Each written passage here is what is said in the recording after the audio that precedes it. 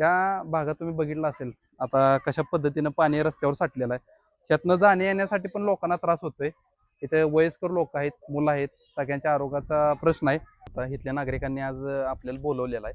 त्यांनी वारंवार तक्रार दिलेली आहेत. या ठिकाणी पाहणी पण झालेली आहे. अधिकारी वगैरे येऊन सगळे गेलेले आहेत. फक्त यांची आज काय मागणी आहे ती मागणी आपण ऐकण्यासाठी इथं आलेलो आहे. तर इकडे लोटाय नाही, झाडाय पण नाही, औषध सकट टाकून नाही. 10 वर्ष झालं मी आता इथं राहिली. सगळी प्रत्येक घरातलं एक एक माणूस आजारी आहे.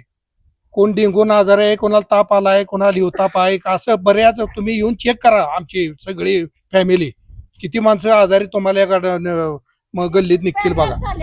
गेली 10 वर्ष शौचालयाचं पाणी, महिलाविष्ट पाणी आणि बरेच नागरिक की ज्यांना डेंग्यू, हिवताप, मलेरिया असे गंभीर आजार झालेले आहेत आणि त्या आजारात एक मृत्यू झालेला आहे.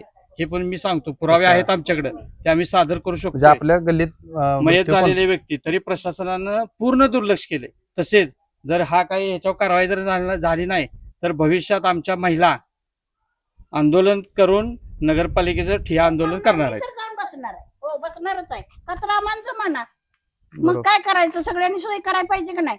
आमचा बाप पेररात आहे नाही तर जायला ना, एकदा दोनदा पडले, पायाला रक्त सकट आले.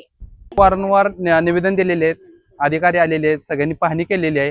यावरती तोडगा काढतो म्हणून सांगितलेलं आहे. फक्त हे काम लवकरात लवकर होणं गरजेचं आहे. त्यांची फक्त एकच मागणी आहे की आम्हाला नालं करून द्या, बाकी कुठलीही मागणी नाही. नालं करा, आमचं सांडपाणी फक्त बाहेर काढा, आम्हाला रोगराईपासून आम्हाला मुक्त करा, एवढी त्यांचे म्हणणं आहे.